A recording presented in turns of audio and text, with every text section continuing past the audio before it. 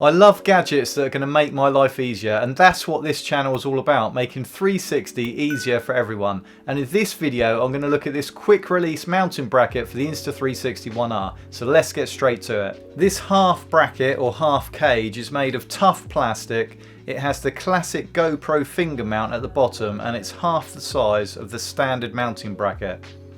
It has soft rubber inserts at the top and the bottom inside the mount to protect the camera and to add enough friction to hold the camera in there securely. It reveals a bit more of the camera, so aesthetically it's quite pleasing to the eye from this side, but from the other side I wish they had cut away all of this plastic in the middle to reveal more of the 1R body. It's a subjective opinion, but to me there's too much plastic this side and it detracts from the design of the camera, but it's probably there to add strength. The simple design of this mount is what makes it so good and makes it work so well.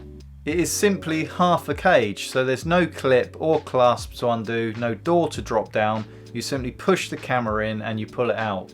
To change a battery or a lens module with the standard mounting bracket, it takes approximately 15 seconds.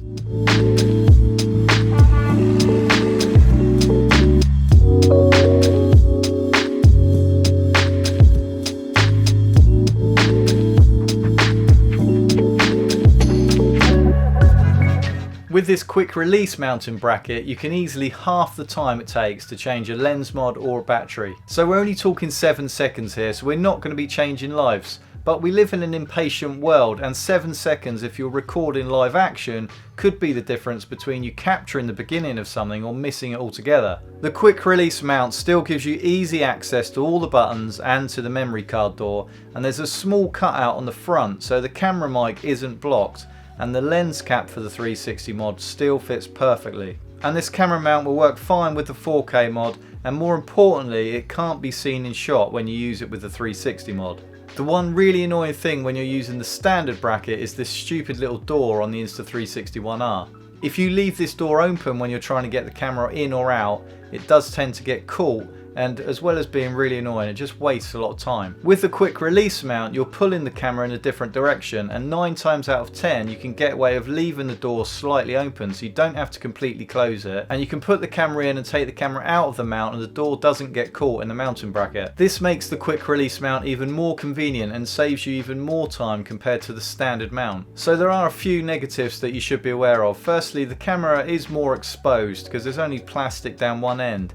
But we are talking a 360 camera, which is vulnerable anyway, so if you drop this camera with the standard mounting bracket or with the quick release mounting bracket, the chances are you're going to damage it anyway. But at least with the standard mounting bracket, that you could knock either end of the camera into a wall gently and you know that you wouldn't damage the camera because it would hit the plastic first. This bracket can't be used with the Insta360 1R lens guards, and also I wouldn't use this underwater with this setup. The standard mounting bracket pulls the camera and the battery and all the seals tightly together so that it's waterproof, but this bracket only pulls one end of the camera together, so it's probably just not worth the risk. This little plastic notch here does rub along the top of the camera slightly as you slide it in, and it leaves a faint superficial mark on top of the camera. I'm not that worried about it, and you can hardly see it to be honest, but it's something you should be aware of. I know that some of you have had overheating issues, and this solid plastic in front of the camera may not help that. I haven't had any overheating issues myself, and I haven't tested this mount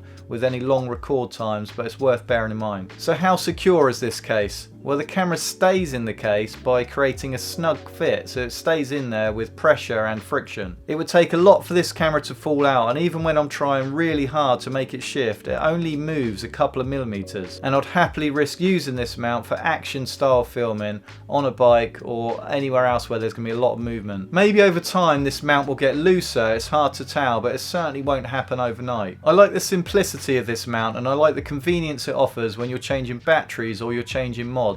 And I'm quite an impatient person, so for me to save 7 seconds makes a difference. Let me know in the comments, what will you do with an extra 7 seconds in your life? And if you found a gadget that's made your life easier shooting 360, then let us know. My name's Rich, and if you want to find more 360 accessory ideas, then you can watch one of these 2 videos next. Thanks for watching, and I'll see you in the next video.